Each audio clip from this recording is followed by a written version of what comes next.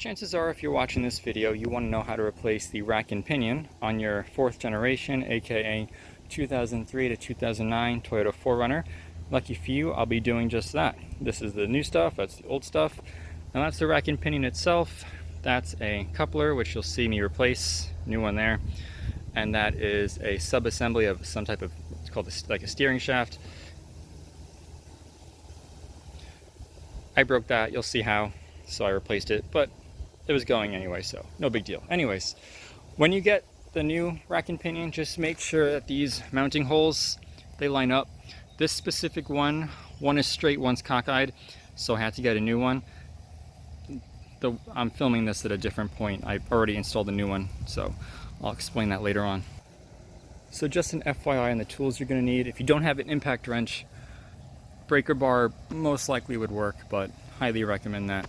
So sockets, you'll need 22, 21, 18, 17, 14, 12. I do have a short 12 and a swivel 12. You'll see why they become helpful. You may or may not need them. This 6mm hex socket, you're gonna need that as long as your sway bar link looks like mine. So you're also gonna need a 17mm flare nut wrench. That's this type of wrench, different from one of these wrenches for brake lines or for, you'll see, it's in this case not a brake line but the fitting for the power steering fluid. I do have a crow's foot or flare nut socket, whatever you want to call that. This wound up being a hell of a lot more efficient than the flare nut because I couldn't get enough torque out of this thing. Could use a torque multiplier, or I'm sorry, a cheater bar if you need. Various extensions, 18mm wrench, gonna need that. So regular pliers, cutting pliers, a ratchet. I mean, I do have a 10mm socket on here. Need that for the battery. Light, dead blow hammer. May or may not need that, but definitely a sledgehammer. This is a hose clamp. You'll see why it's necessary. You could probably get away with regular pliers, but again, you'll see why that's really necessary. Pry bars, need those. Torque wrench, definitely need that. Anti-seize, penetrating fluid, and power steering fluid. That's Dextron 6 ATF, automatic transmission fluid. That's what the power steering fluid is. How much you need will vary, and it really depends on how much comes out of the line when you disconnect everything. So I have an air hammer specific. You'll see why. You're gonna need something like this longer one. If you don't, you can try a pry bar, especially at first. It may work for you, but if not, highly recommend it. And if you don't have an air hammer or a compressor and don't want to invest in everything, get this attachment and just use a hammer. Might even be better. Less likely to cause damage. And before you have any questions, just know that check the description. There's gonna be a lot of helpful information, links, and all that stuff there. So for the rear wheels, don't forget your wheel chocks. One in front of each rear wheel, and set the parking brake. Alright, so I'm at the front driver's side of the vehicle. Just have to lift or jack up the front of the vehicle on both sides. Now luckily this is a full framed vehicle, so you could jack it up and use the jack stands anywhere in the frame itself. A lot of space. So I find it easiest to put the jack over here, and the jack stands right over here.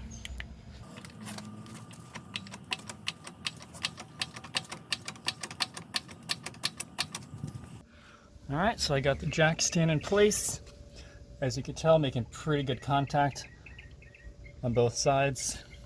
You can remove the jack stand, the floor jack. Just gonna put the safety collar in.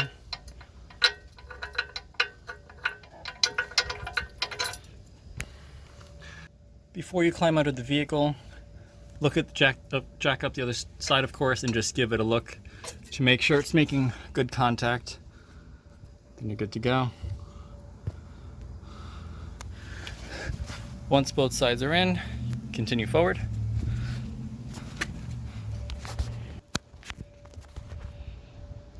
Then just push on the car, little lateral force. Give it a nice knock. Nothing much, just a little something to make sure it's steady. Alright, so once the car is jacked up, I'm gonna open the hood. If you haven't already, you should really need to flush this power steering fluid. I just did yesterday, so I'm not gonna do it. But the way I did it was I took out, clean off around this area, open the cap, use like a turkey baster, take out the fluid, put it in some type of container. Then you're gonna use a pair of pliers, pinch this clamp, bring it down a couple inches, wiggle the hose off. That hose you could just stick down there, you could let it drain out into some type of canister. Then you're gonna have someone turn the engine on with you standing right here, having a gallon of power steering fluid, Dextron 6 I believe, and you're just gonna keep dumping it in here as the person behind the wheel turns the wheel lock to lock. Now that's how I did it. There are other ways of doing it, easier ways too. Look at Chris Fix. So this video right here is not focused on the power steering fluid flush, so we don't have to worry about that. Once you're ready to go, you're gonna go over to the battery and you can take a 10mm socket and disconnect the terminal.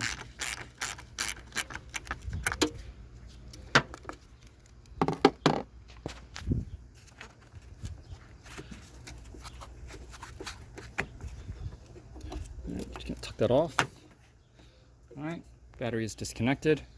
Now if you want to wait a couple minutes before continuing, go right ahead. Allows all the capacitors to drain any power. So now we're good to go. And don't forget to make sure the steering wheel is as straight as you possibly can have it when you take the tires off. Alright, so now I'm at the driver's side wheel. Got a 21mm socket. I do have an impact wrench if you don't use a breaker bar or ratchet, whatever you need, but makes it much easier.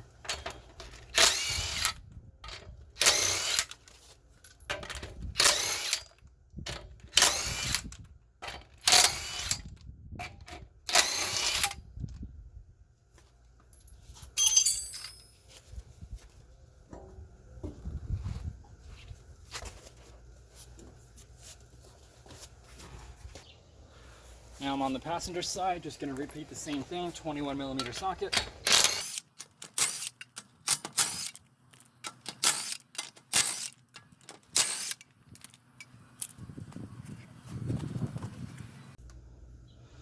Next up, we're going to remove these splash guards. Although really only this one should be removed, where it needs to be removed. I do have a special tool. You could always just pull them out or get new ones if you need them, or use a screwdriver.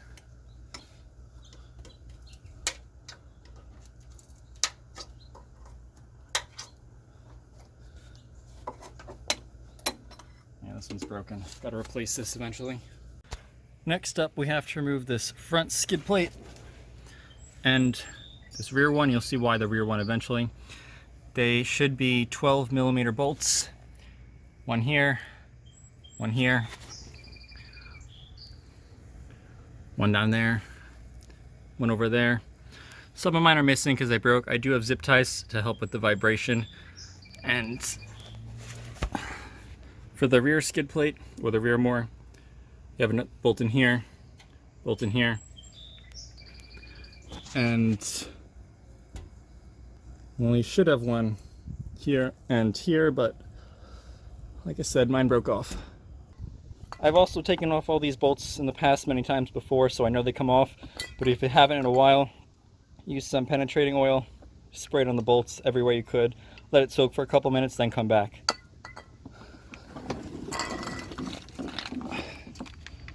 Again, 12mm.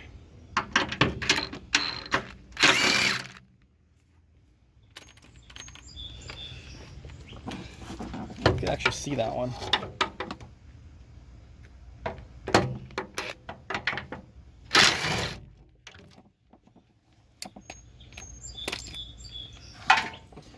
Just be careful when you take out that last bolt, because this thing is going to drop down at the pivot point, you'll see.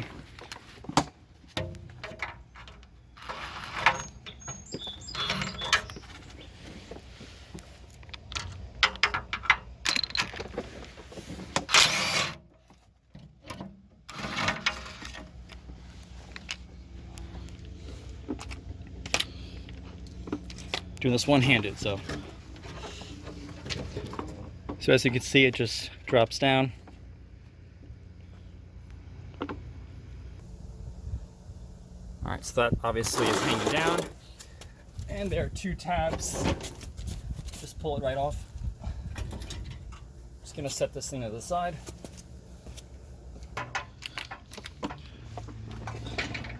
This one should have a bolt right there, but mine's missing. Kind of snapped off in the past. This one's still working. We're still there. That's a different one. I put a different bolt on there. All right, so going under the front of the car. All the bolts that you're going to be touching, you're really going to want to use penetration spray. I mean, really, you should use a wire wheel brush or just some type of,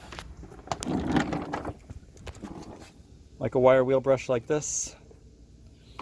And just, for example, if this is the bolt, just going to clean it best you can. Get some penetration spray, spray it on the bolt.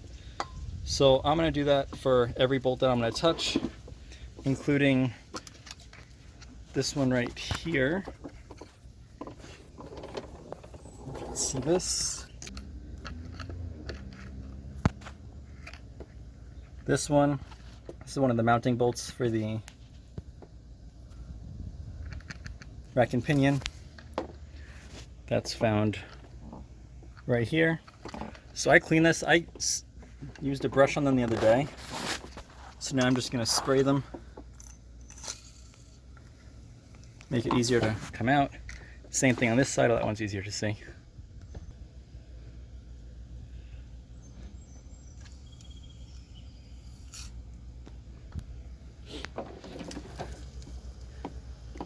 I know these bolts are going to come out, so I'm not going to spray them. But this one, actually, no, I'm just going to spray them.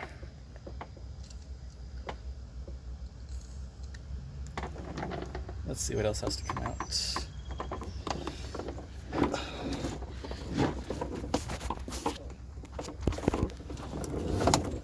This side too.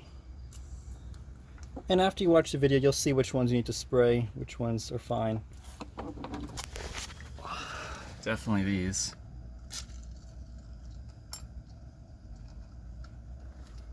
I know there's another one over here.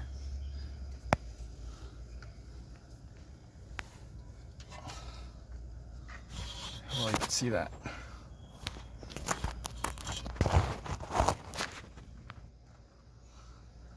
I'll show you that eventually.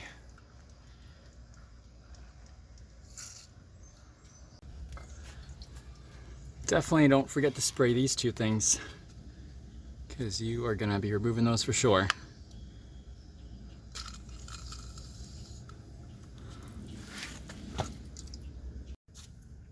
So after you sprayed that, we're just going to remove the sway bar link from the knuckle, and this is on the driver's side, which is what I'm going to show you for most of this. The passenger side is exactly the same.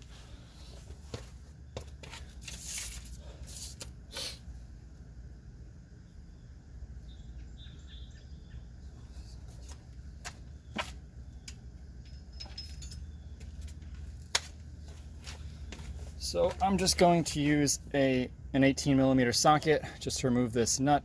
If that nut doesn't work or the nut spins with the threaded section, you can insert a 6mm hex key into here and then put a wrench on here. The hex key will hold the stud in place and the wrench will turn the nut.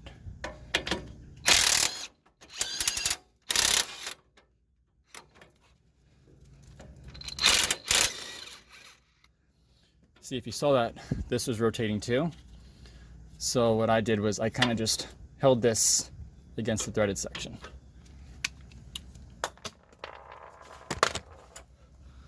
Now I'm going to take this out.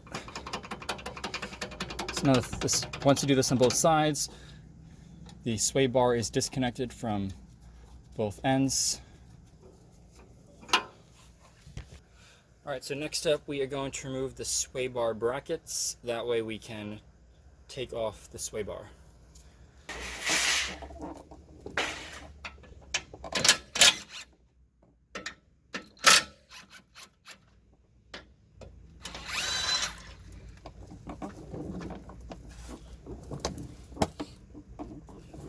So the sway bar brackets are held in by two 14mm or bolts with the 14mm socket.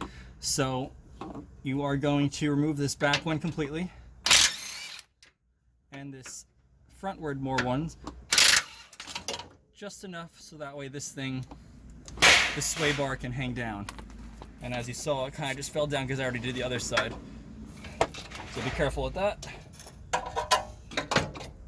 But the sway bar come out now. So this is what the sway bar looks like when it's out. I still have the bushings on it. They're relatively new, so I'm not going to change those out, but this is a good time to do any maintenance on it you need to. Sway bar links is still attached because there's new and no need to replace them, for me at least. But if you want to, go right ahead. And of course, just save the bolts. Alright, so next up, we need to remove the inner tie rod from the axle. The outer tie rod should have a cotter pin on the end.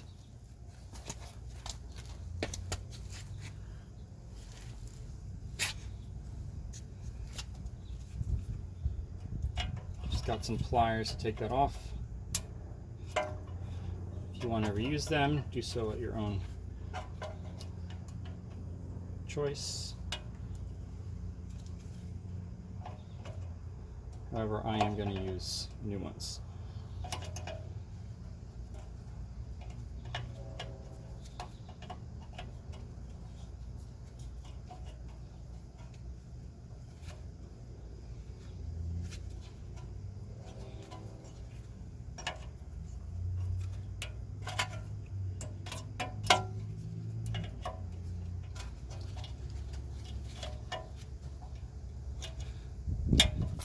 And for whatever reason, if these are rusted in, cut as much off as you can, and if you put the socket on the top, it should just break it. So now it's free. Now I'm going to put a 21mm socket on the castle nut. That off.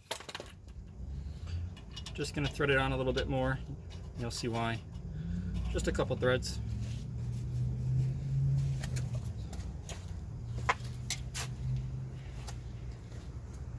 Now is a good time to break this jam nut free. Get some pliers, lineman's wrench, whatever you want.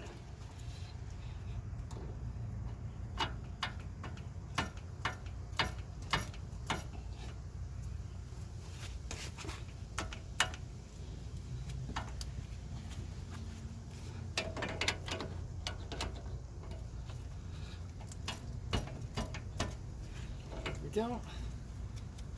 That spins freely.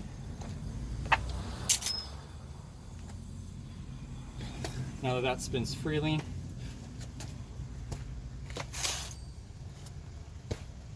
going to take a mallet, sledgehammer, hit the knuckle itself, not the outer tie rod. If you're replacing the outer tie rod, you hit it right there. It's no big deal, in my unprofessional opinion. But if you're going to reuse it, and I am, hit the knuckle. Could hit the top of the stud if it's flat, but be careful about damaging threads. So again, I'm hitting the knuckle itself.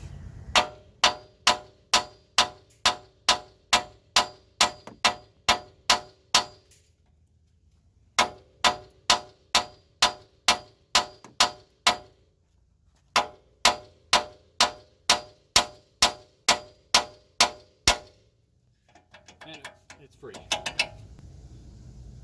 Now you can unscrew the castle nut, pull the outer tie rod. I have a knuckle. I'm gonna reuse that, so keep that on there. Now, when you unscrew this, you want to count how many turns it takes you to take it off. That way, when you put it back on, your wheel will be as close to original as you can, but you will need an alignment after you do this. 3, 4, 5, 10, 11, 14, about 15. So my new rack and pinion comes with a new inner tie rod attached, so I'm not reusing this, but I do need the nut. This is a 22mm nut. Just use that to take it off quickly. this point, you want the outer tie rod to be disconnected entirely. So now it's the inner tie rod on both sides, but no outer tie rod, no sway bar. Gives you some room later on, you'll see why. And the rest of this is going to occur on the driver's side of the vehicle. Next up, going inside here, little trip. So I'm going to put you right in front of this light of mine. So that right there, that is the steering shaft. It's a U-joint, and we got to remove that from the rack and pinion. So that bolt right there, got to remove it. Now got to turn the wheel a little bit. When you do turn the wheel, keep in mind the direction you're turning it, because you want to be centered whenever you remove any parts. All right, so I got to zoom you in a little bit. Again, strut, knuckle, still driver's side. It's a little space above the CV axle. Got my lights dropping everywhere. Trying to get you guys into and ladies, good position. Like right there. That's the bottom of the thread. You just got to turn this a little bit to be able to get to the bolt head.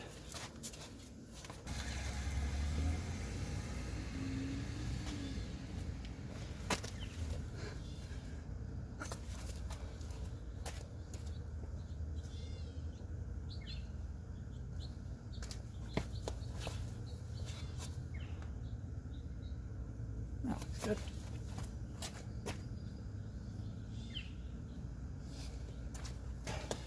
All right, now we can see the bolt head, very helpful. So I have a 12mm socket on here. This is a swivel socket with a 10-inch extension.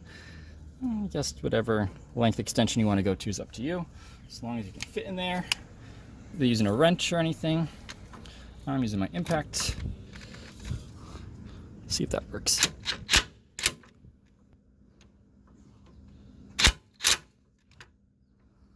I wasn't fully seated on there. That's gonna be a no-go for that.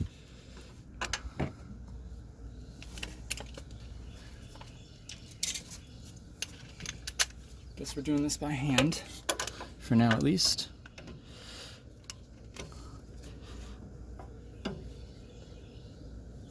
Oh, there we go.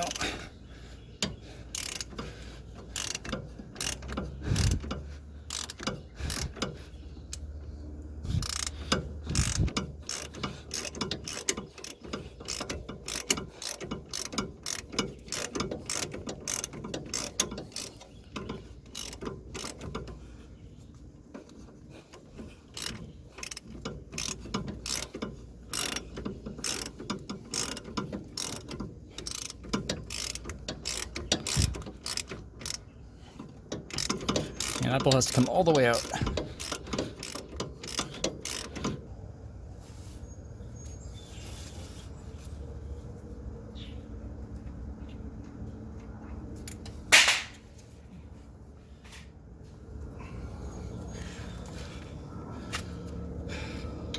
See that? That is the 12mm bolt. And clean that up, of course. All right, so now I'm gonna just turn the steering wheel back to neutral or center.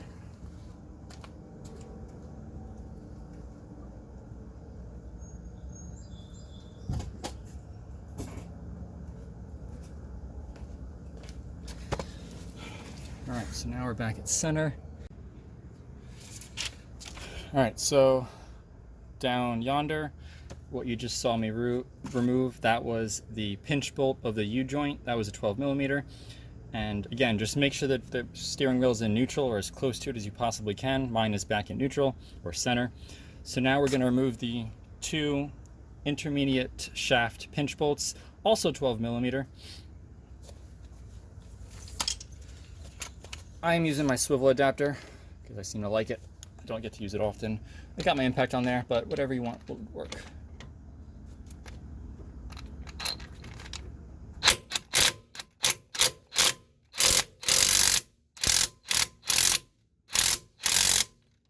Those are in there all right.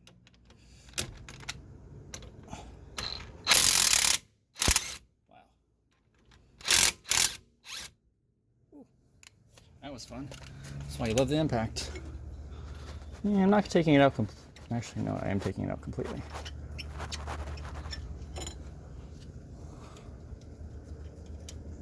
Ooh, they're warm. Love the impact. Nah, here are them. Here they are. Clean them up, of course. The reason any of these bolts, definitely clean them up. Focus. There we go. It still zoomed in. There we go. Anyways.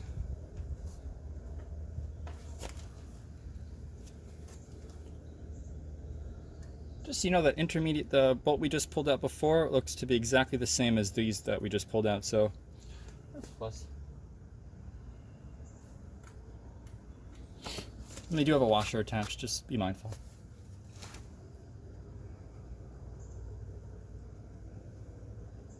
So now, got to remove this whole assembly up.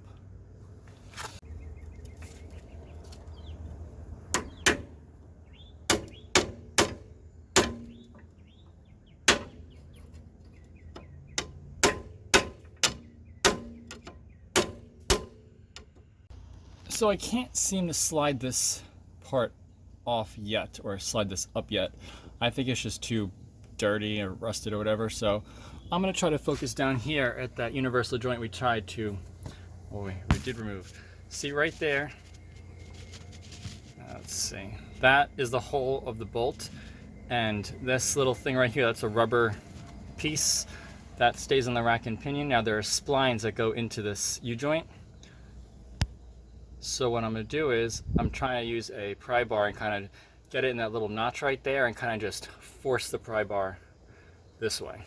However, I do have an air hammer with, where can you see it, this type of end. So what I'm doing is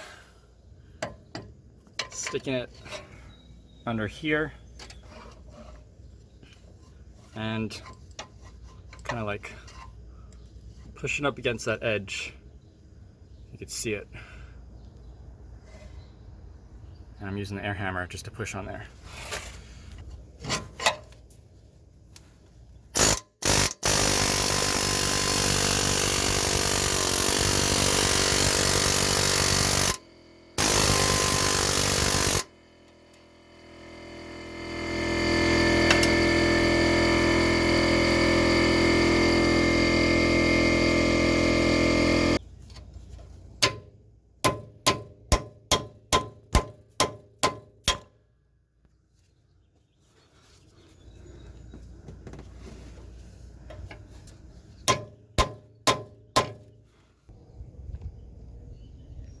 Alright, so off screen, what you didn't see me just do was I was using a chisel, or really in my case an air hammer. Just coming in and I was just hitting this like this, and it just separated it from the splines.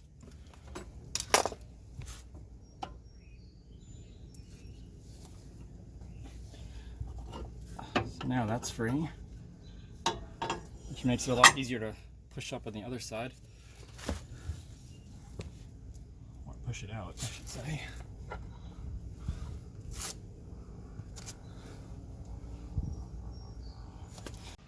So as you can tell by the change in time, I had some technical difficulties. Now, when I was using the air hammer down there, chiseling it, kind of like punching that way on the shaft, you could still see it, a little mangled. It kind of bent it so it used friction to keep it on the splines, and I couldn't get it off. So I wound up really going at it with the air chisel. Same thing, just using a bit like this and the like flat, like a chisel type of thing. Just going at it from this angle right here, under the rack and pinion, and just right on it, hitting it. A lot of playing with that. Finally got it off. However, that intermediate shaft is now done for, and so I'm also replacing this just because I can. It's actually a piece that just comes right off like that, but I'll show you with better lighting when I replace it. All right, so as far as that intermediate shaft, I did manage to get it off eventually. This is it. This is not expected to be replaced, but I am. It's seen its better day, and yeah, yeah. It was fun. But I'm getting a new one. Gotta wait a couple days for this one at least. So it's off. Now I can continue. I'm stopping this for today, but you'll see this in a couple seconds. But I did spray that a couple times just to make sure it's ready to go. Well, as you can tell, this is the next day for me, but a couple seconds for you. Anyways, just an FYI, I had to order a new steering shaft assembly.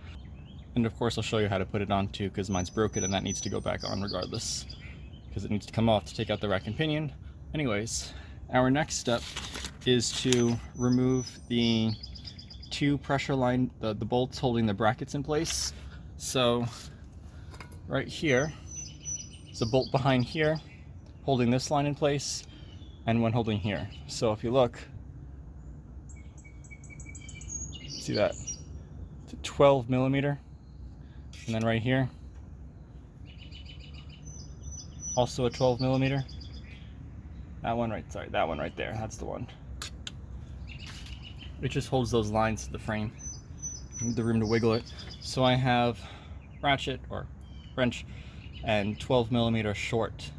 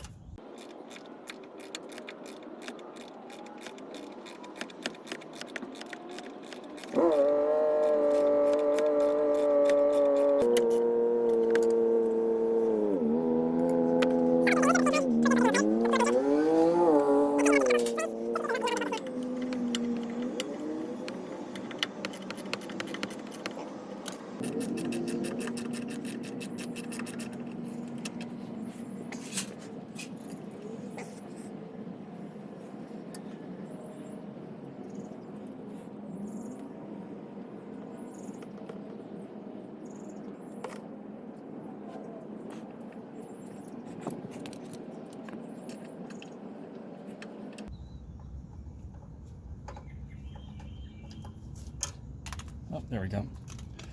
That's actually pretty clean.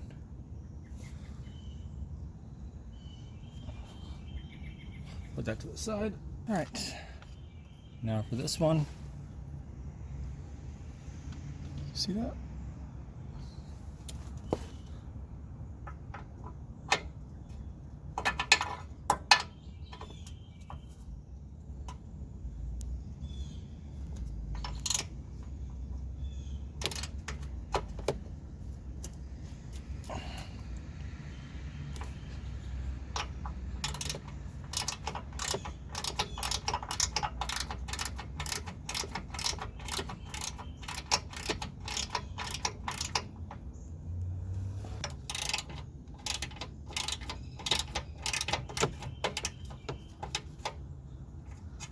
So, with extra precaution, just gonna put some penetrant spray on there, more.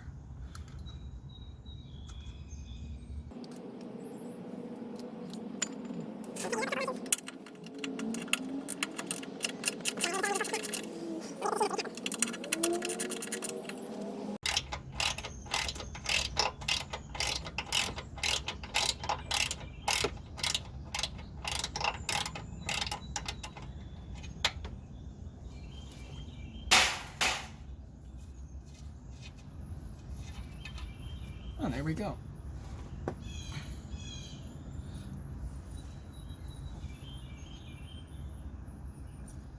They're the same bolts, so if you mix them up, no big deal. All right, that's free. That's free. Next up, gotta remove this pressure fitting. Now I sprayed the living hell out of this with penetrating oil last night and just now. I'm just gonna let that sit for a couple minutes because you do not want that line to break. If you do, if it does break, your day's gonna go from 0 to hell real quick. The line behind it, it's a low pressure, I believe that's the return line. That is just a hose clamp, shouldn't be a big deal. The high pressure is the one with the fitting you want to be careful with, and that is an 11/16 flare nut wrench. Use one of these. This is a flare nut wrench, so it has more points of contact, less likely to strip it out. 11/16.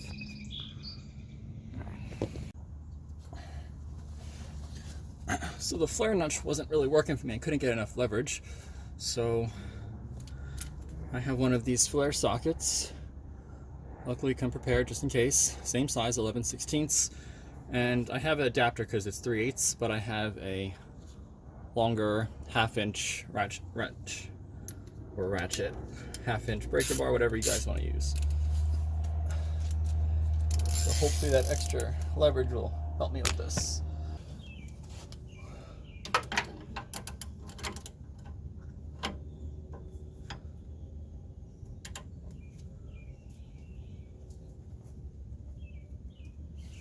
Well, it's turning. Now, more oil.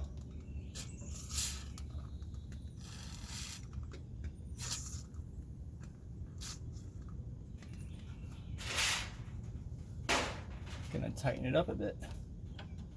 I don't want to break this. Okay.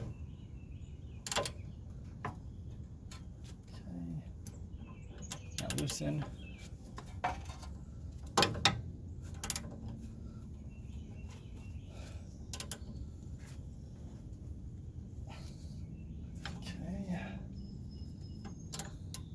Tighten. I'm not really tightening that much, just wiggling it back and forth.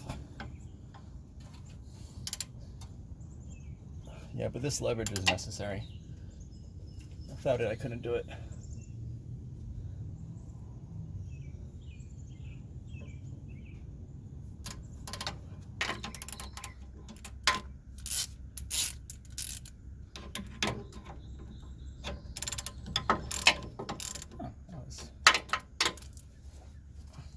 Here's the liquid part time. I do have a pan ready to catch everything. No, I can't do that by hand yet. Yeah, but definitely 17mm. I watched Eric the Car Guy's tutorial. He said 11/16.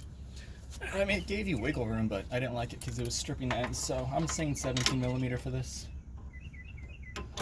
Honestly, I would get either a set just to have one of these flare nut wrench sockets, something like that, or just a single one, and then half-inch ratcheting, but longer. Oh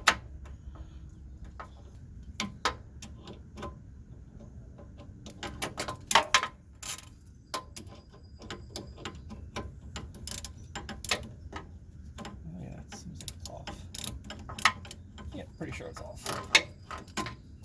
Oh, here, liquid. I think, yeah, I see it. Not a lot as I expected, though.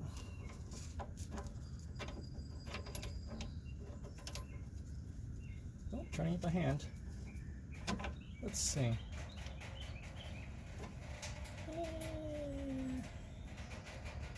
A little bit. Ooh, and it slides freely.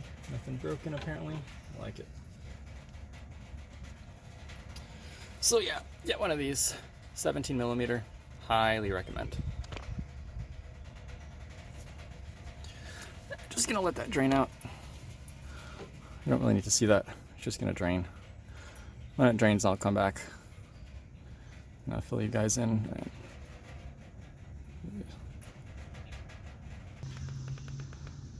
Now that the high pressure line is out, it's this one, see, free. And it spins, which is awesome. So the line, the bottom part is still intact, and this thing spins, which is great. If it isn't, it's gonna be a problem for you guys. Anyways, you just got a little clamp holding that low pressure line in. Just gonna use a pair of pliers. Now, if you could see that right here, you could see the other side of the clamp. It's just hard to access from this angle. So we're gonna play around with the angle on that. So this is a very awkward place to reach. So I have one of these hose clamps. Just like a wire.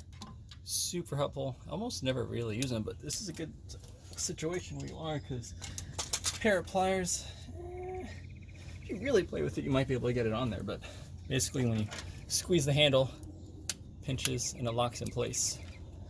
Anyways, why make my job harder if I don't have to? Just gonna position those like teeth over the edges of the clamp and squeeze. There we go. Slides right off. Very nice. Then kind of just need to wiggle this off. That should be free. Totally free. Yeah. Yep. Side to side. Nice. Just giving it a wiggle so I could yank it off.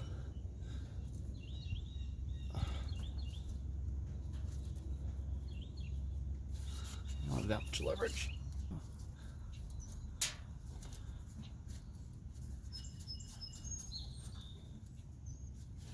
Oh, that hurt. There we go. Almost there. Oh, perfect. Oh yeah, more fluid. A little bit. So that's awesome.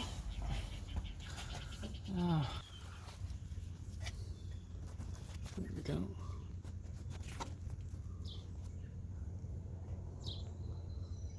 All right, so next up.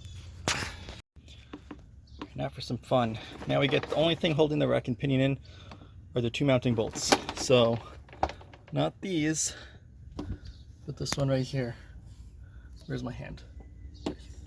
That one and this one. The reason we took off the bottom skid plate is to get access to this bolt right here. Well, nut. If you didn't take it off, it would not be as easy.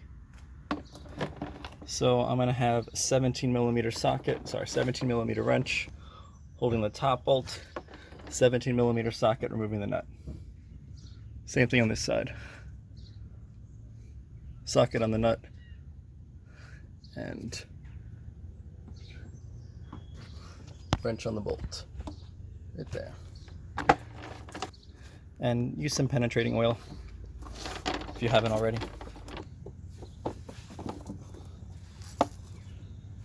So again, 17mm socket, 17mm wrench.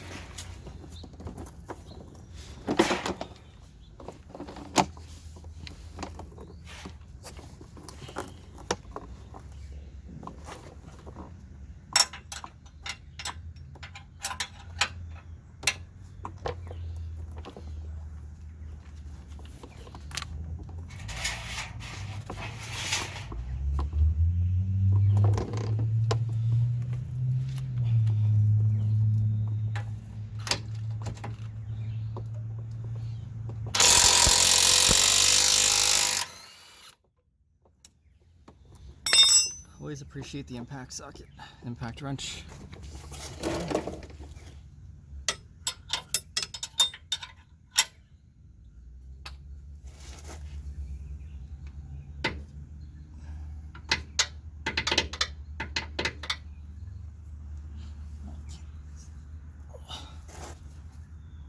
Definitely don't bend like that.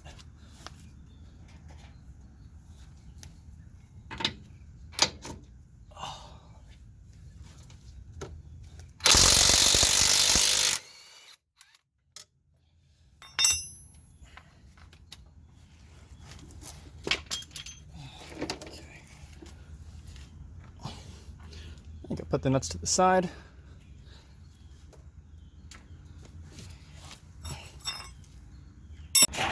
Here's something interesting.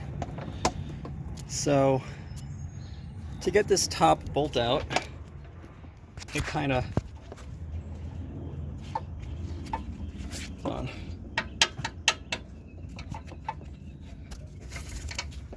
keeps hitting against this line right here.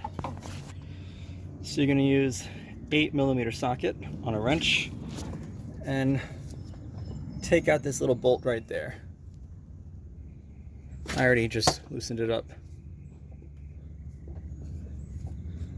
So once the bolt comes out, a really tiny one, bracket comes down, just enough slack to be able to angle. Pull this bolt out, up, and then move the line over just enough to be able to pull it out. See, just clears. That's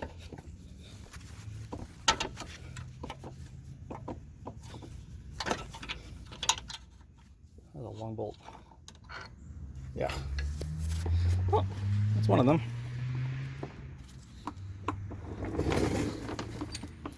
One side's free. Hope we don't forget to put that bolt back on, the bracket. Yeah, that'll be fun. Now for the other side. Do you ever have like one of those like eureka moments? Anyways, kinda just had one of those. So when it comes to taking this whole rack and pinion out, first off, you saw the bolt over here. This one, I guess it will make it easier to come out. But whether or not 100% necessary, I guess it depends if you leave it in and try it yourself, but I took it out. Anyways, I've been trying to fight this bolt, trying to get it out, and it was ridiculous. I couldn't get it out. So, well, first off, trying to get it out of the slot, there's like just like a millimeter or two of too much bolt where you can't just like easily slide it out. So when it's standing in the normal position, the bolt is vertical and just enough stays in the slot over down here to the point where you can't like push it out. So I just took a sledgehammer and I just give it little love taps to the side, and that just helped get it out of its hole. Once it was out of its hole, this is much more free to move, and you could move it a lot more to wiggle it out. But anyways, you can keep that bolt in taking this out. You don't need to unbolt these things at all. So I'm going to show you. It's just a matter of wiggling it out through the passenger side. So it really involves taking the whole assembly, sliding it out through this giant hole, which is the passenger side. Push that, most of it comes out there, then it comes out at an angle over here. Taking it out, it's not that big of a deal because you're not keeping it, so don't have to worry about the boots or anything, but putting the new one in, that's going to be more fun. So and you don't have to take the outer tie rods off either, unless you want to. Alright, so wiggle this thing out.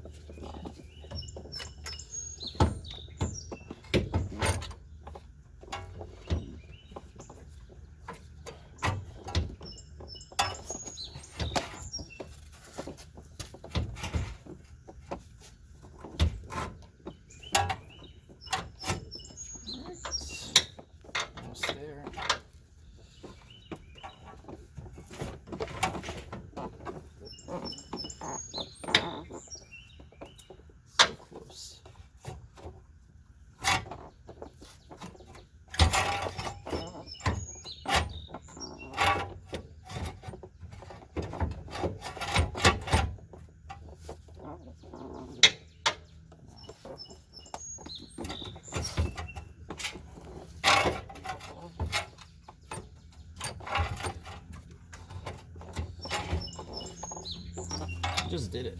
Now I gotta figure out how to do it again. I think I might have turned it the other way. Yeah, that might have been.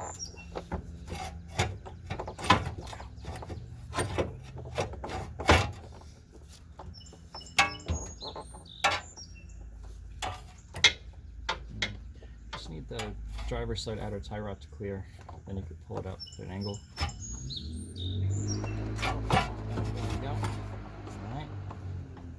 Gotta be gentle with it. Oh yeah, that boot's messed up. Thank God I'm not keeping that. So now you can see, at least I hope you can see, I should be able to. Yeah, the outer tie rod on the other side. It's out.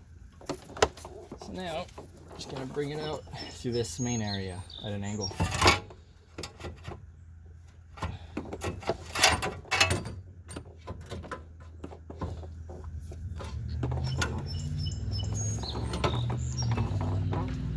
Caught on something. Oh, that.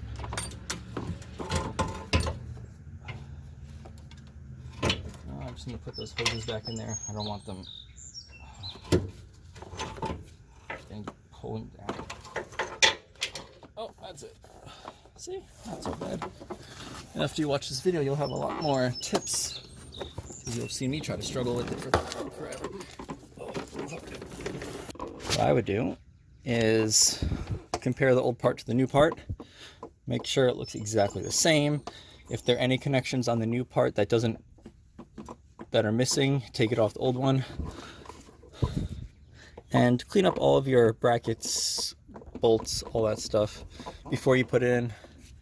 That way you have nice clean threads when you're putting the new rack and pinion in. All right. So the new part does not have this piece of hardware, so we just got to remove that. So I'm just spraying it. Gonna let it soak for a minute. And I got my impact, 17mm. That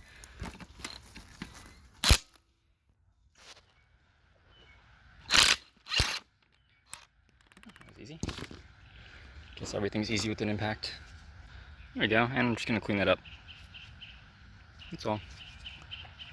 Make sure it still slides, looks like it's intact, which is awesome. And we'll go from there. All right, so before we install the new rack and pinion, compare the old one to the new one. Now this should be, and it looks new, like I ordered it new, not remanufactured. And I'll put a link over at these, one of the cheapest places I could find.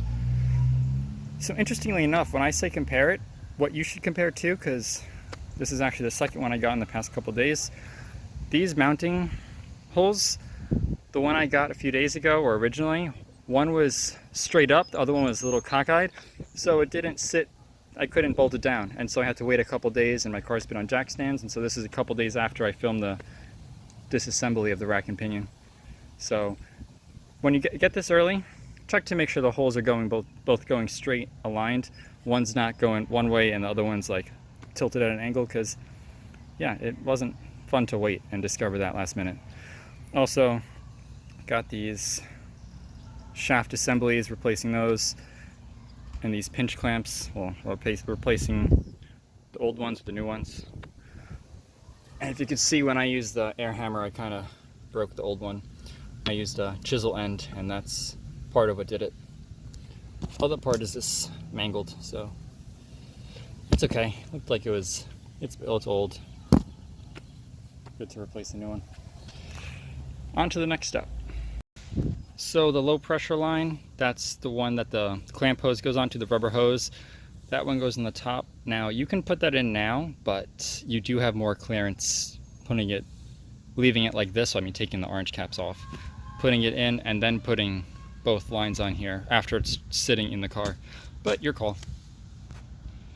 All right, time to insert the new one. So again, we're gonna feed it from the driver's side front through this hole on the passenger side, all the way out, well, all the way out-ish, and then back to the other side. Also, I do still have the caps on to keep fluid from leaking out. Not interfere too much. All right, let's do this. And I would move this around a little bit before you put it in, that way when it's up here and you have to move it around, you can still do it.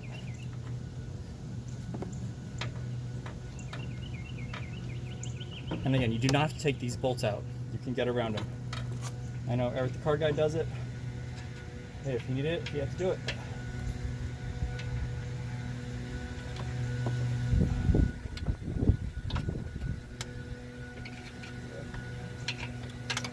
This line really got in the way. But annoying, just So first I had to try to clear this bolt. Let's see.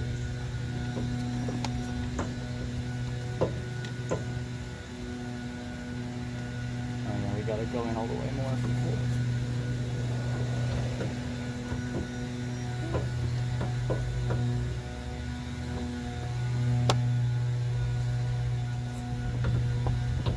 Let's see, what am I stuck on? I'm stuck on something. Okay.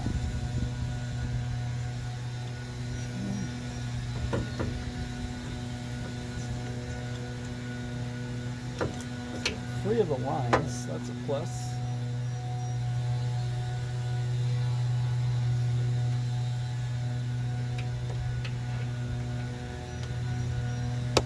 There we go. All the way out this way. Pull it just enough to be able to get this inner tie, the inner tie rod through the hole on the other side.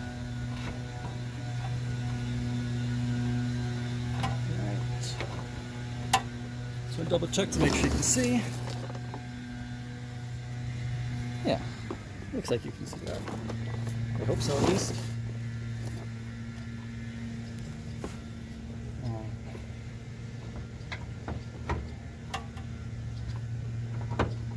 There we go. That actually wasn't so bad at all. Oh, almost there. Nice, it's pretty close. Alright. That's, oh, I forgot about that.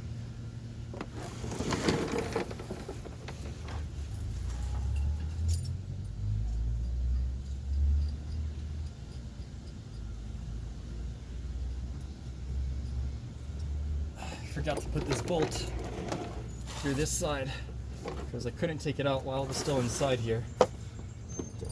Wiggle it back out a little bit.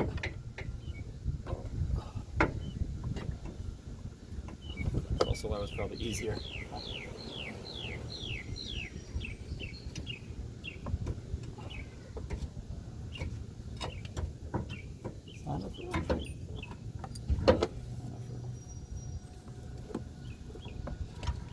It's doing so well. Clear line. Right.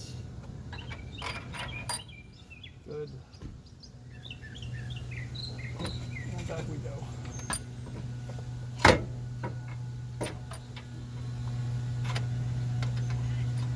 There we go. Okay. Now we're pretty close to being in place. So first off, still on, good.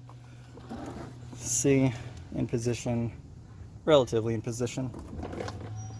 Bolts in there, yeah, make sure that bolt's in there because you probably won't be able to get it in there once it's sitting here. And out the other side, so now, where can we see? Light, need light. You got the bolt, got to line that up, the little bump behind there, because that bump is where the bolt goes into. There's a hole. Really, it's a sleeve that comes right down the end, or the bottom. Make sure the bolt has the washer on it too. Should. Yeah, it's on there. Alright. Oh, that's perfect. I love that. So, if you remember, I had a hard time wiggling this out because the bolt was like a millimeter or two, like 2 millimeters too long to be able to slide out of that spot because of the engine in the way. So what I did was I took my grinder and I grinded like 2 millimeters off the bottom of the bolt, and there's still plenty for the nut to go on. So you'll see it helps me. It's not structurally important. All right, so gonna fit that bolt through. So that bolt is popping out the bottom. Don't worry, I'll show you soon. Now we gotta do the other bolt. Oh, counters. You guys have a better view than I do. So this bolt goes from the top with the washer. Just put it in place.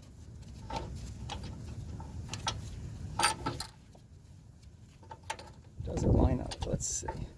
I don't have to order a third one of these. Where's the hump? Hey, look at the camera. Oh.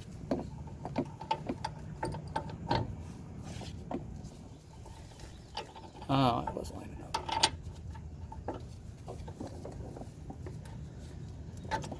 Oh, hallelujah, it actually lines up.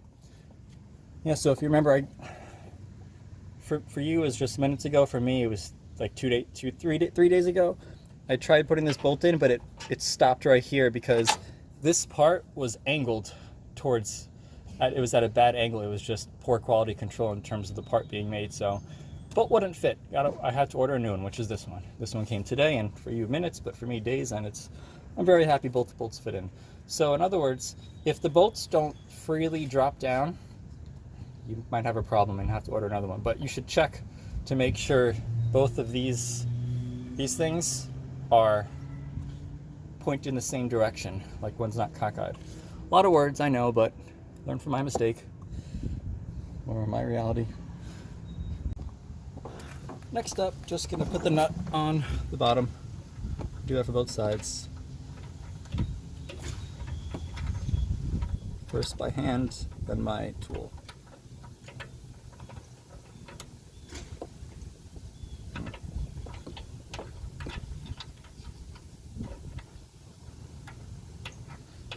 Ironically, this is not the side that I grinded.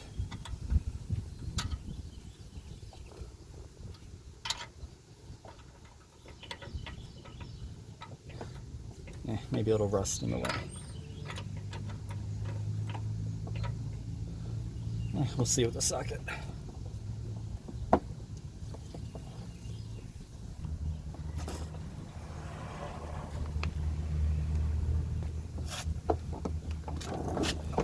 I'm going to try the wrench, see if it's just some rust, because the nuts didn't look like the best condition. No. So 17 millimeter again. Wrong way.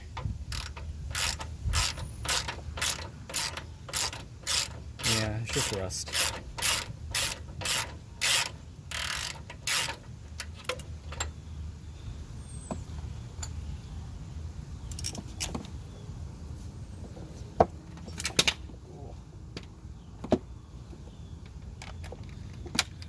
Since the other one's seated in position, I'm going to tighten this up just enough. Now for the nut on the other side.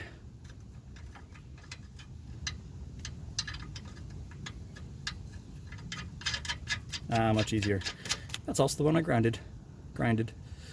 Okay, so now I can just tighten them up.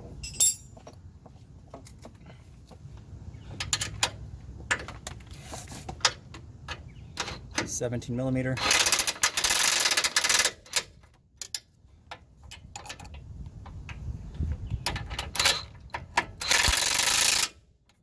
All right, so they're tight but not torqued down. So it's 74 foot-pounds, 17 millimeter. That's going to be interesting. Awkward angle.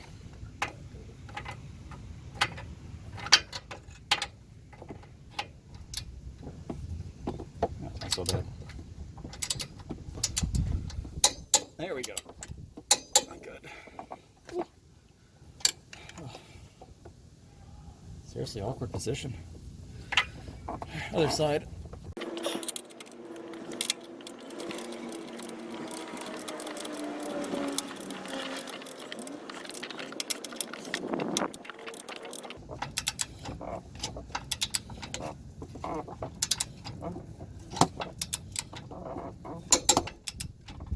There we go.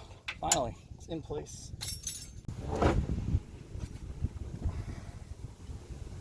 Install both.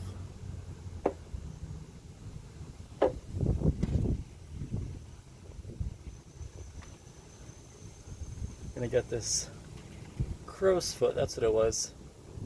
An adapter on there. Seemed to work before.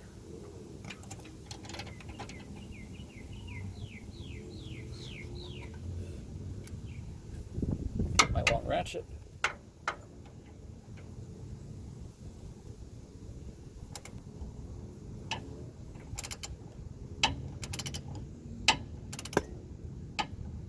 Supposedly that's supposed to be on 37 foot-pounds. If you could get a torque wrench on there.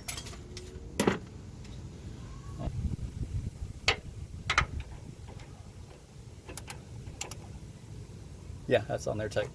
We're good.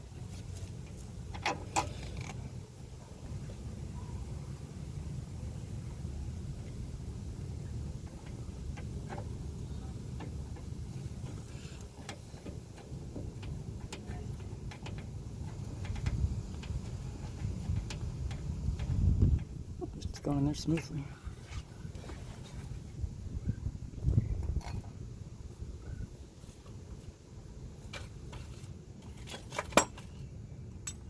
Just gonna get the crow's foot, carry wrench, whatever you want to call it, socket.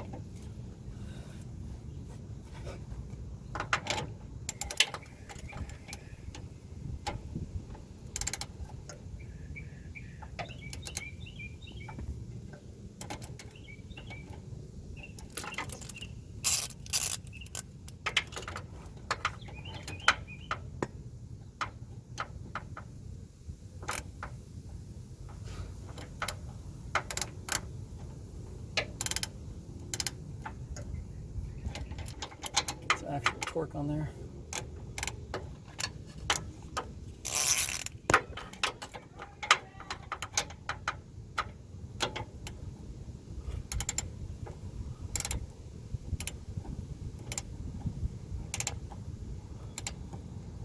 That's on there. Nice. All right. Both of those are tight.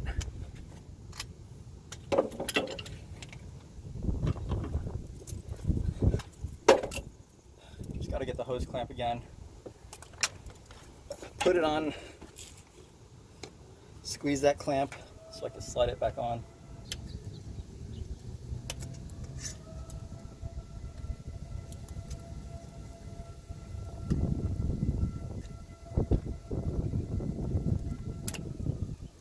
There we go.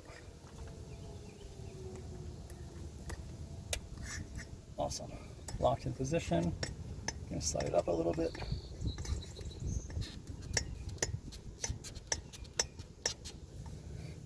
Wiggle that back in place.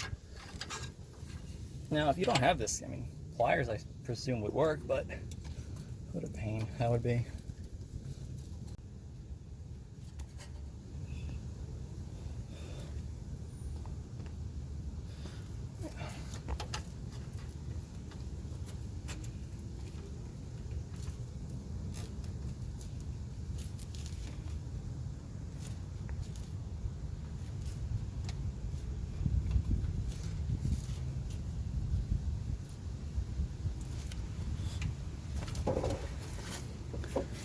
Wiggle that on all the way.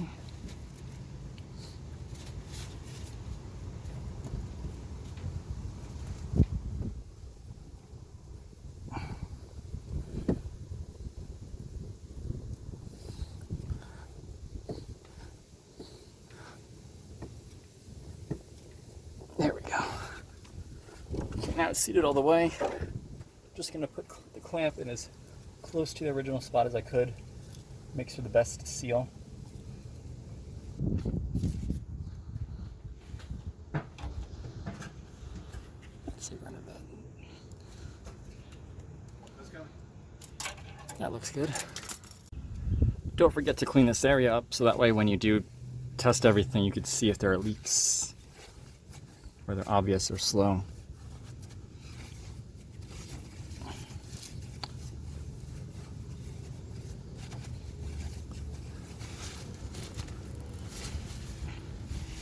Looks good. Next up, we gotta put those two bolts on that hold the brackets in place. One goes here, other goes on top.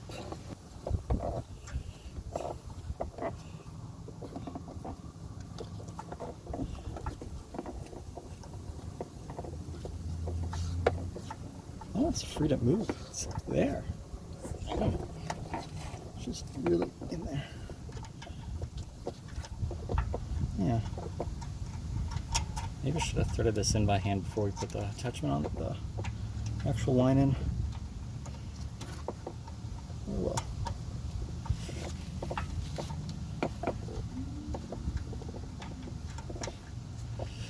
Yeah, make it all this way and break a line. Oh, that'd be fun. Not really.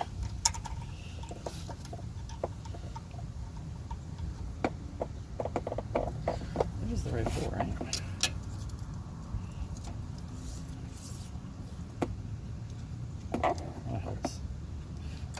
That's a pretty big hole. I guess it leaves some room for error. You see that too? Well, look what I see for a second. That's a mirror. See? Doesn't line up that well. Gotta make that hole line up with that other hole. So I was just literally trying to use my hands to push on the whole line. Not a huge fan of it. That's the only way I can get it in place. So the bolt is sitting in the hole under like a lot of lateral pressure. So I'm just going to use a 12mm socket and tighten it up. That's all. Nothing special. Oops. I can't even see that. What are you looking at?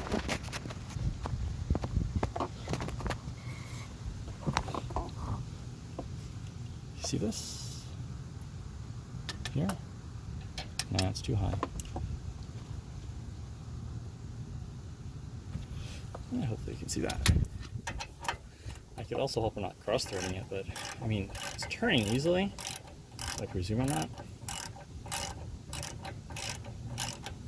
Just hope that doesn't snap. Alright, so that 12mm bolt I was able to put in pretty easily with my hand. Now the 12mm socket. Just gonna tighten it up. Nothing crazy.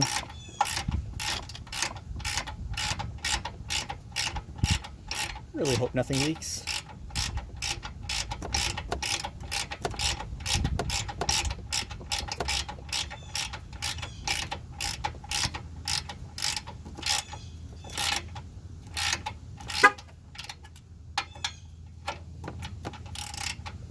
Yeah, I think it's tight.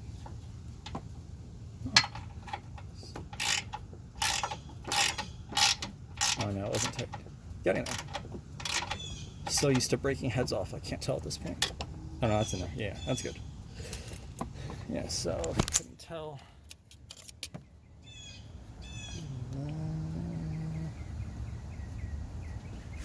That's the one.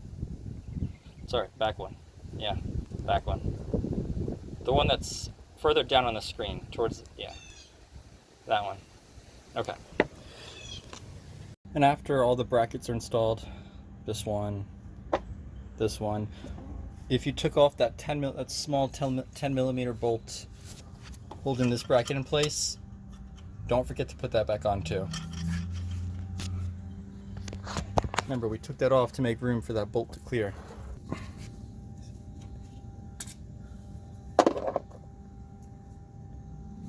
So 10mm.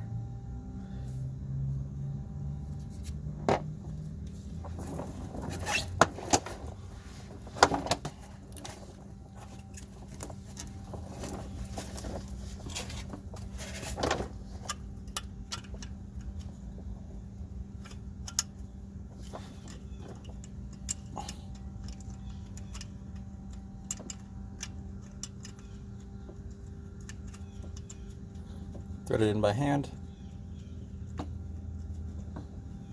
and you could use a socket.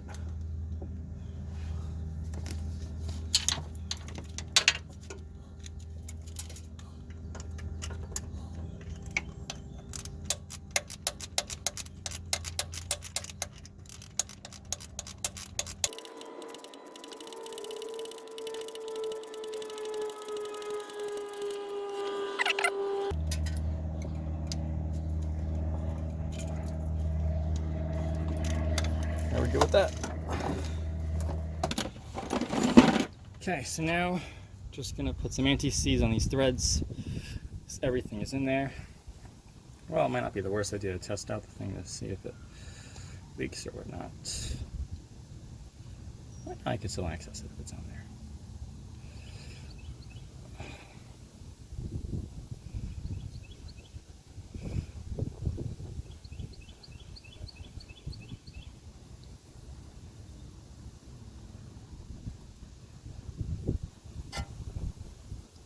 Okay.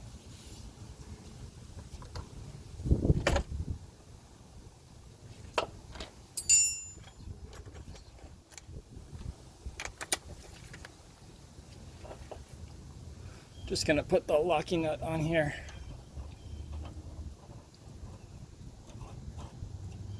Okay, it's 22 millimeter. I don't know how much it is, but leave it like there for now. Now we're gonna put the inner tie rod on. I'm sorry, outer tie rod. All right, so when I took this off, it was 15 turns, so we're just gonna repeat the process. That's 1, because the thread's actually engaged. 7, 12. All right, 15. So take this casting nut off. Gonna move the knuckle so I can fit that thread in here.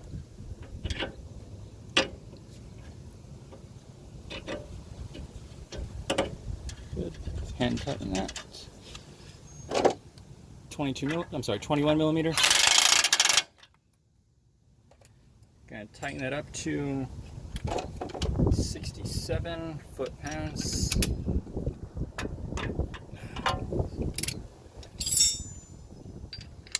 Just using an adapter because of work. I'm sorry, an extension.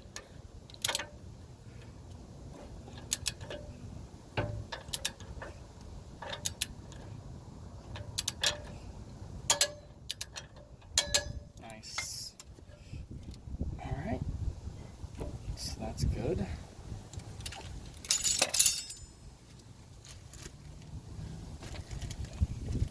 Now I can put the cotter pin. Put the cotter pin in the hole. Now, if the hole doesn't line up, what you're going to do is tighten it more. Don't loosen it.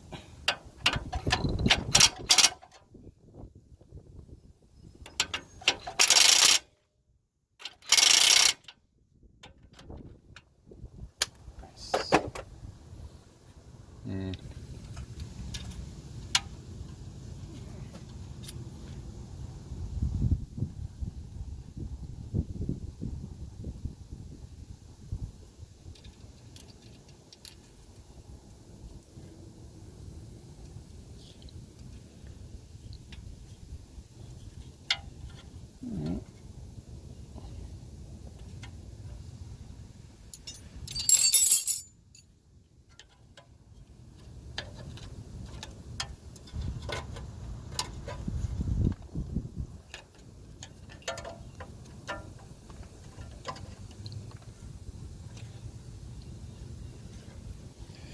It would have been smarter to have the stud aligned here to here.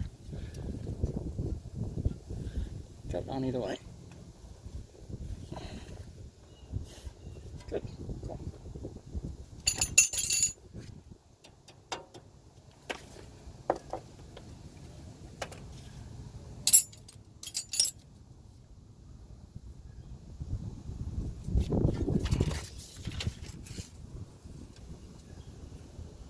Just gonna make sure it's flat.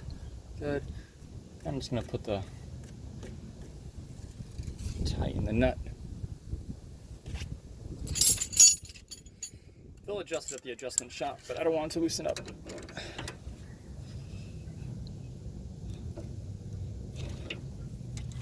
Wrong way. Yeah. There we go. Okay.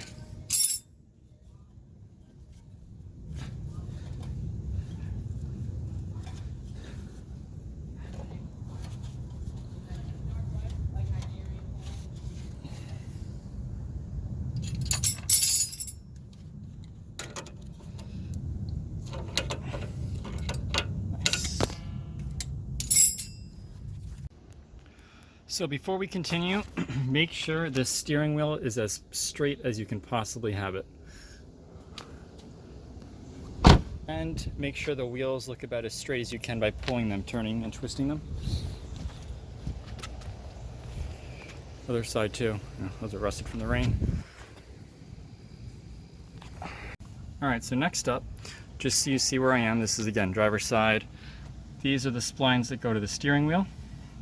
Now, there's one part of it is flat, so this shaft coupler, pinch assembly, whatever you want to call it, only goes on one direction because only one part of it is flat. It lines up here. Same thing with the other end of this intermediate shaft assembly, whatever the official name is. One part is flat, so it lines up with that connector I just showed you. So what we're going to do is we're going to put this on, no bolts, and I'm going to slide this end into it so that way it lines up with the steering wheel when it's in its straightest position. Going to put the bolts on and then we'll connect it at the other end, at the rack and pinion end. Alright, so bear with me. And again, this is a new one, I broke the other one, but love new stuff. Same thing with this one. And if it isn't new for you, and if you're reusing it, good for you, and also make sure it's clean. So I'm holding it from the bottom, but I want this flat part to line up with this flat part. And this goes in this orientation. I will have to adjust the steering wheel again because I'm moving it. But as long as you don't connect this other end of this to the rack and pinion before the steering wheel is straight, then you're good to go. In other words, make sure it's straight before it goes on the rack and pinion. Oh, it literally just went on. Oh, there we go. Yeah. So now, I'm gonna get this end in here.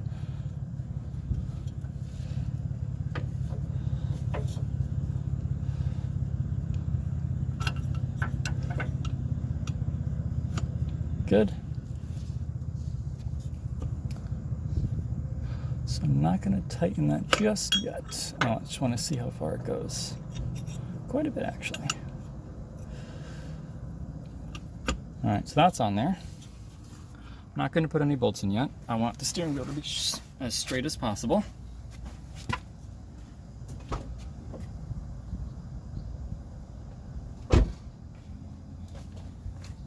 So now it is straight. So applying force back so this doesn't fall off, I am going to now connect the other end of that intermediate shaft to the rack and pinion, the shiny splines that you see. All right.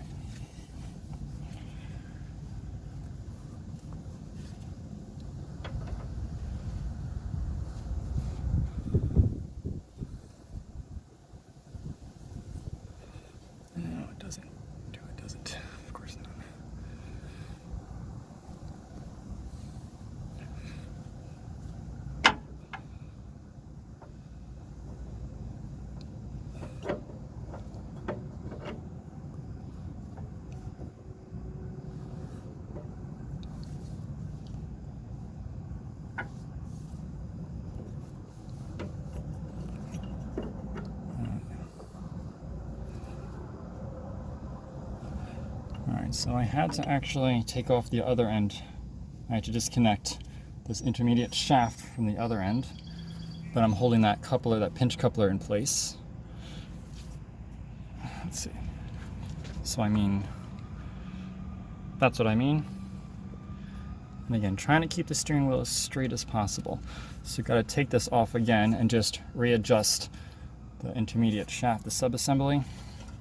Sorry, not the best angle. That way it lines up with the splines on that pinch coupler.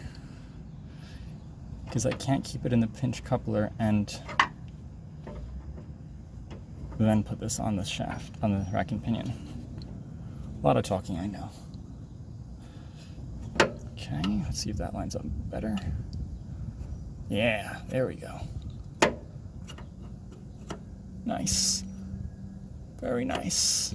Okay. So that is connected down there, all the way on the end. It is now connected at the top as well. And as you can see, it comes out of place if you want, but if you slide it down, it only goes in that one, again, only one position, so that's helpful. Plus, I can't believe how easy it comes off. It's crazy what a new parts do.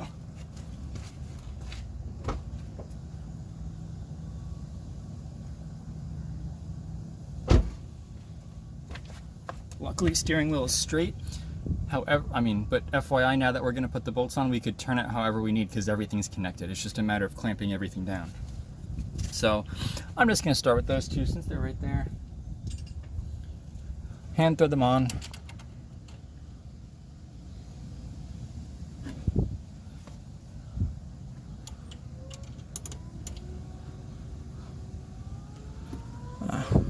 Yeah. I'm gonna say 10mm then. What do you know? New ones are 10mm.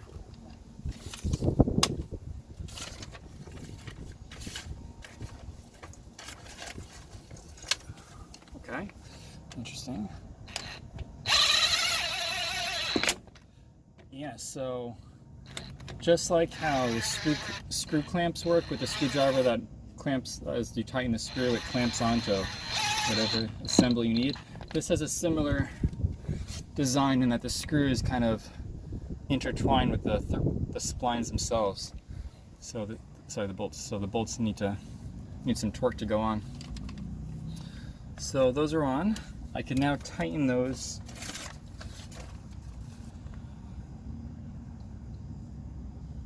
to 26 foot-pounds. All right, so 26 foot-pounds.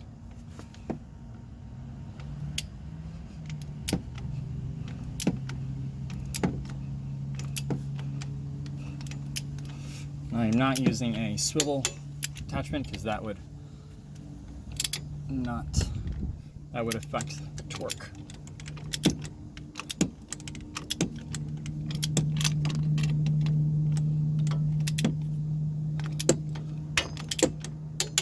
All right, 26 foot-pounds.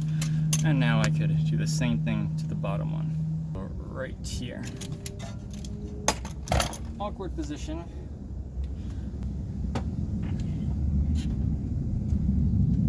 Just gotta turn it around so I can access the side without the threads. Okay.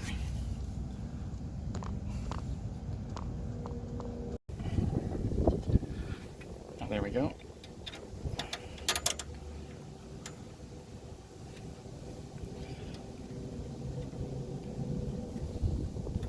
And before you tighten it down, just make sure it's seated all the way. I see it.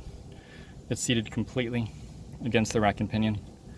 And by it, I mean that intermediate shaft.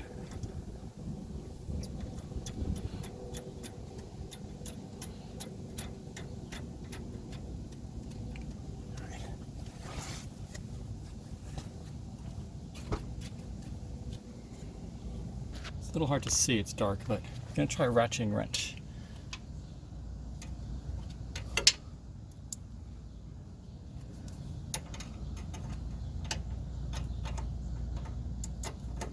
Oh, okay.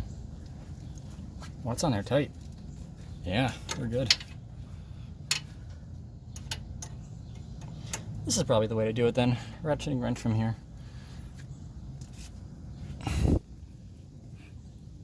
Yeah. That's it. It's on there. Alright, so we're going to turn the steering wheel to center. Just like that. Gonna come take a look at the wheels. If the wheels look pretty straight, I am gonna keep it as is.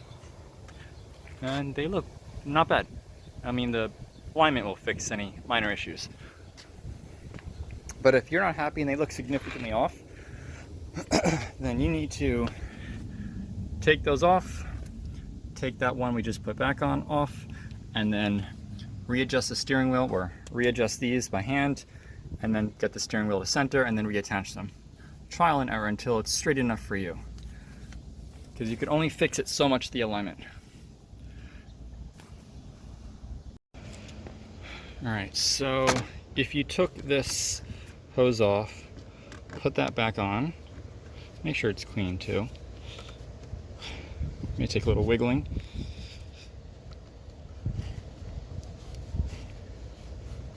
Okay, take some pliers.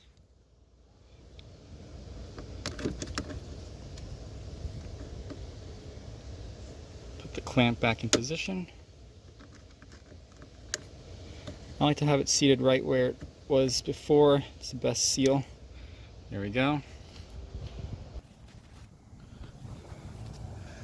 now we're just gonna top off the reservoir.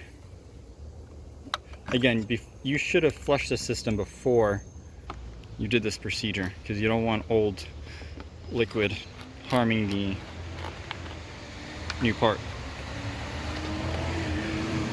That's what I'm using.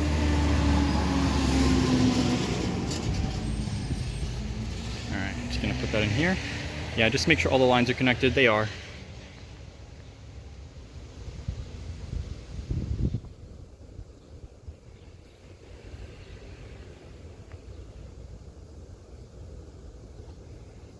Alright. Of course, before you turn the ignition on, you do have to reconnect the battery. So again, that is a 10mm. We're gonna see sparks.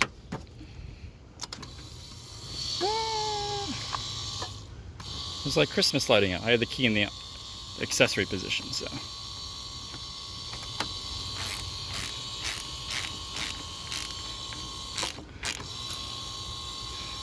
Yeah, make sure your terminals are clean if you haven't already. I mean, obviously, mine are. Okay, let's see. So that's good. Didn't go down yet. I mean, the power steering pump isn't on, so I guess that makes sense. Anyways, I'm gonna go into the car. I'm gonna turn the wheel to one side, all the way.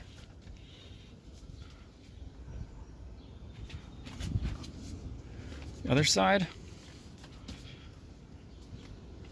Back to center. Now I'm gonna go check the fluid. Cool, it went down. Gonna add some more.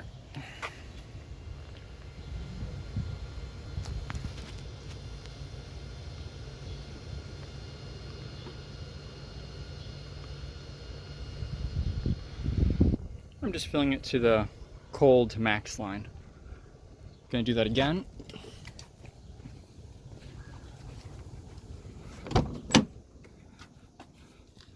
Alright.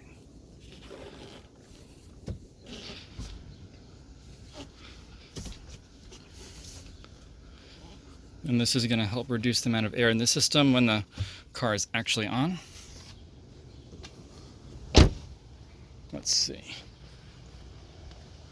Yep, still needs more. And we're gonna do that, keep going until we have to stop, until after doing it, the level doesn't change. So I did that a couple more times and the level did not go down anymore, so I filled it up to the cold max line. So now I'm just gonna go around, just check for leaks real quick. Ooh, that looks clean. Look how shiny and dry that is. Yeah, it looks good.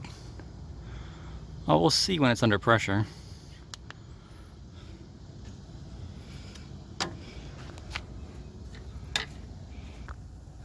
Alright, so now we're back on the driver's side. We're just going to put the splash guards on. I didn't see any leaks.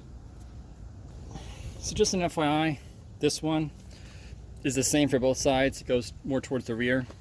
The other one is specific to the left and the right. It says front left or front right. I'm replacing it with new ones. You have the old ones, up to you if you're using them. Alright, so I just push each one in the hole.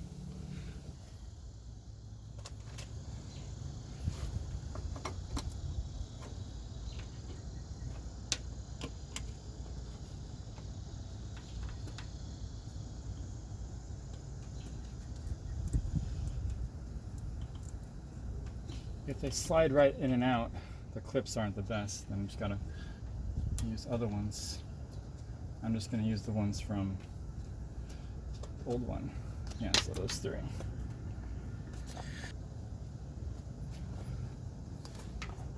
Sheet metal part seems to work well, or the thin or metal.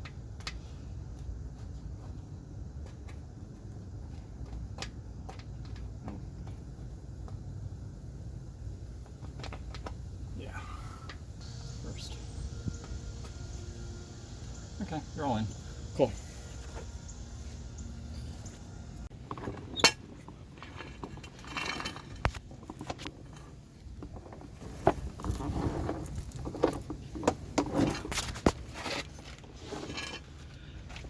So, this is the driver's side.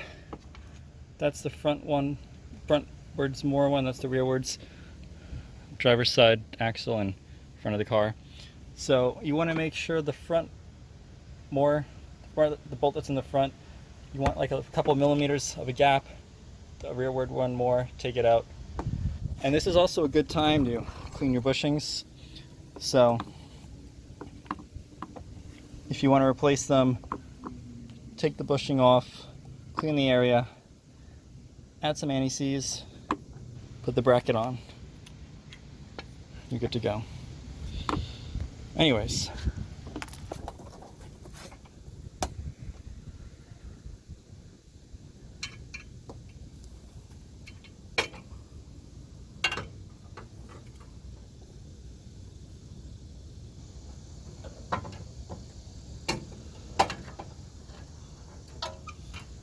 Sway bar length is a little more challenging to get in position, that's for sure.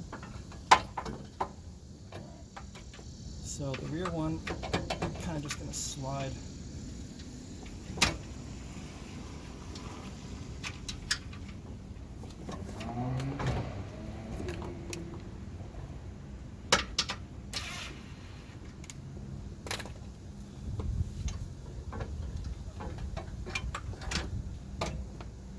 There we go.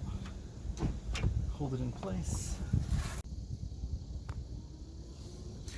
Alright, so once you get the sway bar hooked in, you want to attach the bolt on the opposite side, the rearward side more by hand, of course, both sides. Then you can tighten it a little bit. Same thing on the other side. So when you're doing that, just pay attention to where this is, because you want to make sure that the bottom end is right about here. Right about here. So you need to have this still loose. So while it's loose, while these are loose and not completely tightened, just take the nut off the sway bar links and put the link in the knuckle. If these aren't off. If they are off, we'll still keep it loose. Attach these ends first, then tighten everything down. It's a little dark, things changed. Anyways, so passenger side, we are going to take the sway bar link, put it back in the knuckle, take the nut off,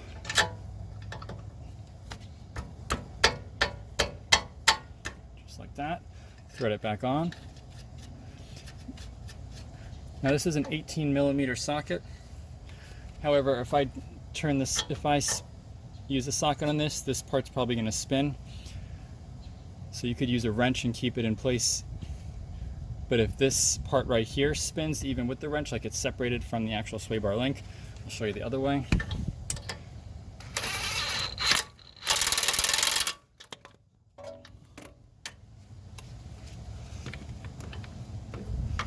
So surprisingly, it didn't separate and it actually held on, which is great. However, from the driver's side, and I think it didn't record for this, so that's why I'm showing you the passenger side too. You're gonna use this 6mm hex socket and an 18mm ratchet. So I'm gonna put the ratchet on the nut and the hex socket in the stud. So long as your sway bar link is able to do this. Wrong way.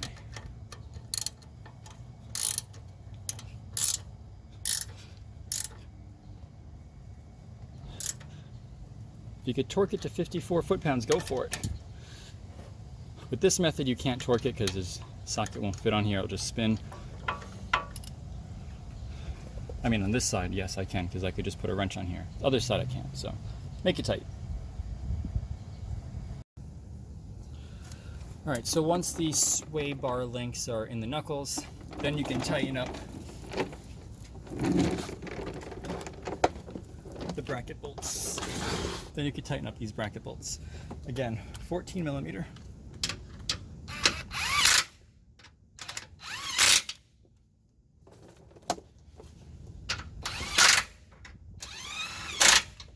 make sure you do it on both sides. Now we'll torque them down at 30 foot-pounds.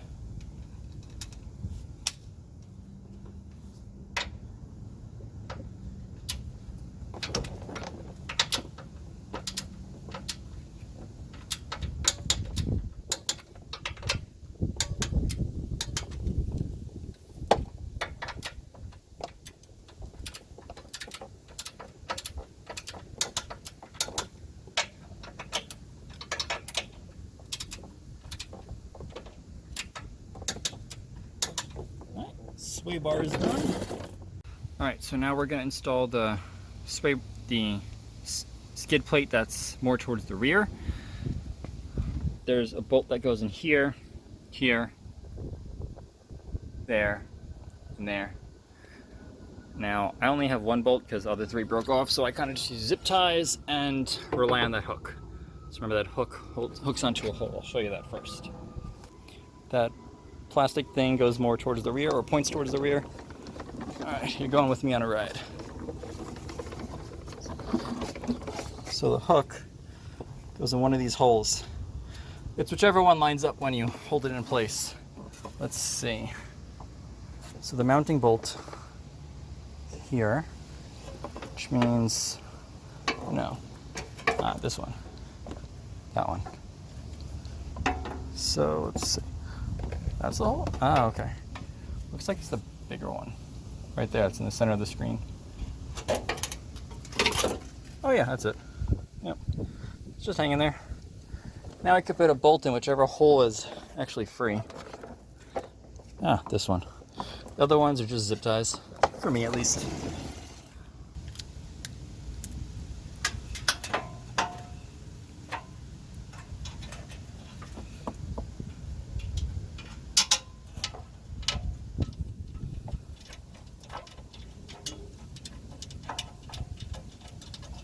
So this stainless steel bolt's a 13 millimeter, but if you have the regular ones that came with the car or just non-stainless steel, it should be 12 millimeter.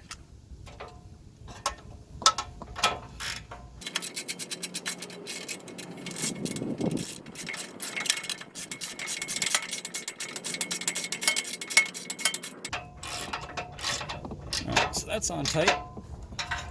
Other ones, again, are just zip ties for me, but if you have bolts, put your bolts in. I'm going to put that other skid plate on now. Alright, so for the front skid plate, this goes towards the front of the car. That's the back. You got 4 mounting positions for bolts. 1, 2, 3, and 4. Now, I only have 3 bolts. One of them broke off at some point in the past, so I just use zip ties too. First up, we're just going to put these clips in the holes right here.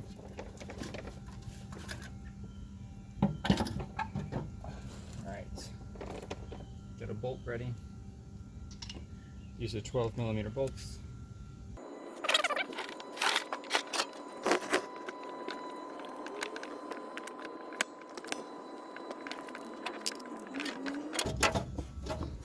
First one's right here. Start all the bolts by hand before you tighten them down. Because if you tighten them down first, they won't all line up.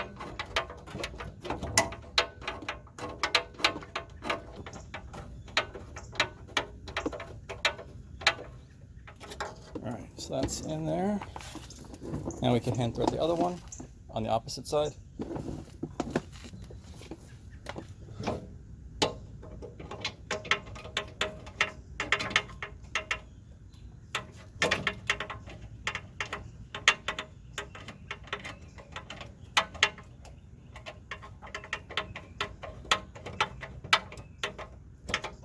Right.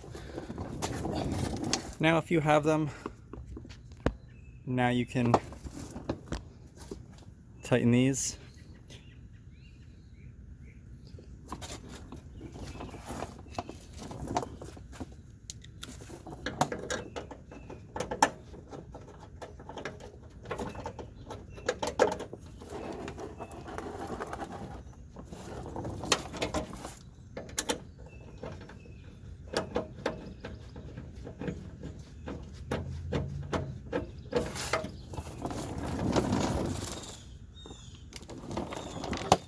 I'm just going to snug them up.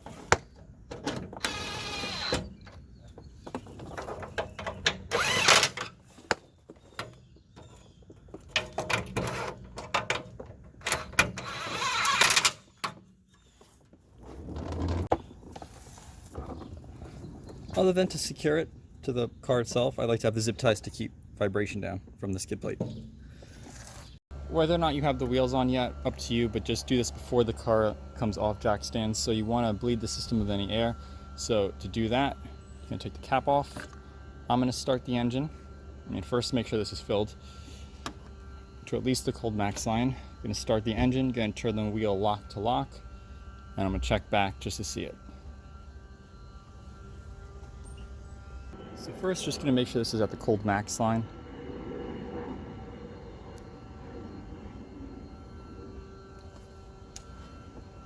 Now I'm going to turn the engine on. I'm going to turn the wheel all the way to one side, hold it for a second or two on the other, and then I'm going to come back.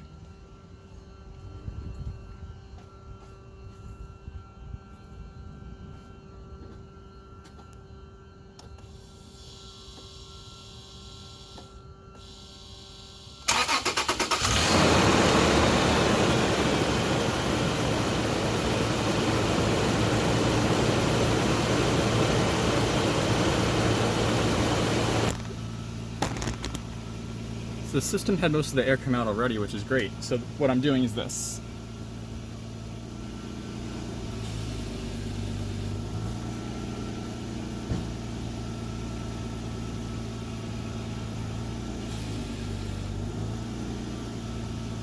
Now I'm gonna go check it. So I'm gonna do that one more time, but it looks like there's no air in the system, which is great. So all you need is one of these. This is the 1 quart. I flushed it before I did it. The power steering fluid was full, and then I disconnected everything for the rack and pinion, as you saw, and I used less than one of these. So one of these is all you need, as long as you flushed it already. Now's a good time to look at the connections, just to make sure there's no leaks.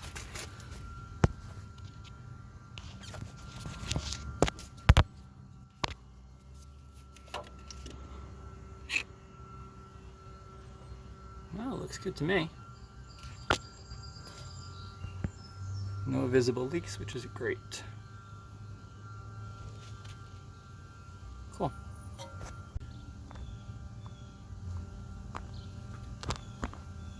Now we can put the wheels back on. This is the driver's side.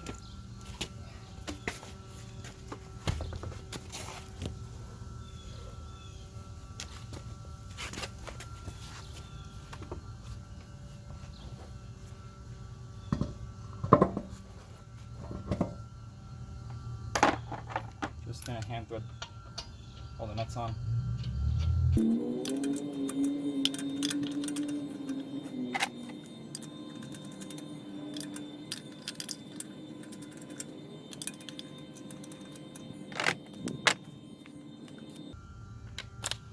Just gonna get centered up. Now we could use a 21mm socket, tighten them down. Star pattern.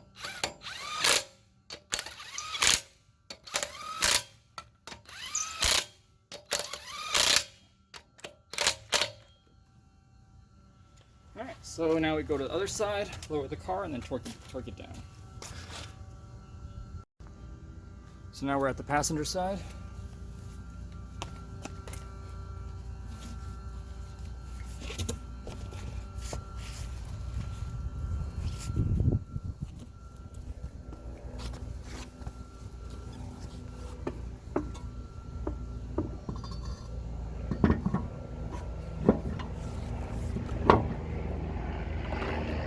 Now we're just going to hand thread the nuts on.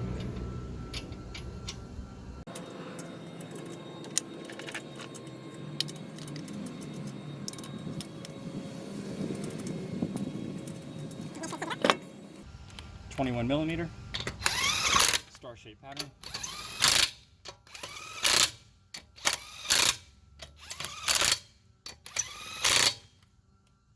Now we're going to lower the car and torque them down.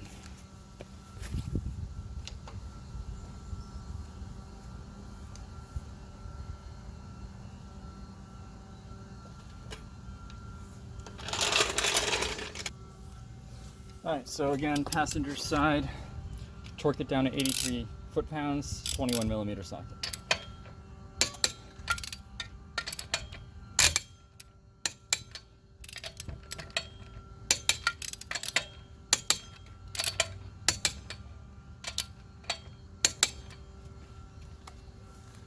to go with that. All right, so driver's side, 21mm socket, 83 foot-pound star-shaped pattern.